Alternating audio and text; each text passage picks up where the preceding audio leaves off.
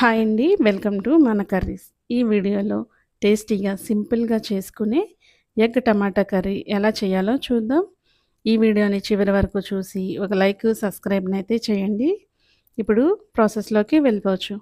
ఇప్పుడు ముందుగా కట్ చేసుకున్న ఉల్లిపాయల్ని, పచ్చిమిర్చి, అలాగే టమాటా, ఉడికించి తీసుకున్న కోడిగుడ్లు ఇవన్నీ ముందే సిద్ధం చేసుకుంటే సింపుల్‌గా కూర అనేది రెడీ అయిపోద్ది.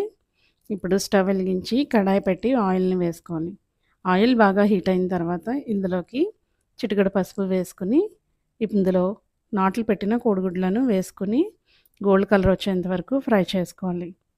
గుడ్లను ఇలా ఫ్రై చేయడం వల్ల కూర నిచ్చవాసన లేకుండా టేస్టీగా ఉంటుంది.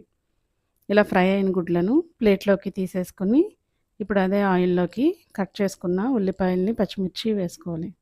ఇక్కడ ఈ కూరకి 3 మీడియం సైజులో ఉండే ఉల్లిపాయల్ని, అలాగే 2 పచ్చిమిర్చిని వేసుకోవాలి.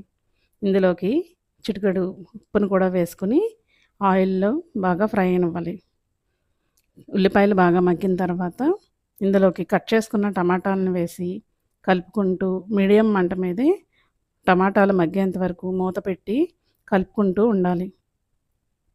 టమాటాలు బాగా మగ్గిన తర్వాత ఇందులోకి బాయిల్ చేసి ఫ్రై చేసుకున్న ఎగ్స్ ఉన్నాయిగా, వీటిని కూడా వేసేసుకుని ఇందులోకి కూరకు తగినంత ఉప్పు, అలాగే కారం వేసుకోవాలి.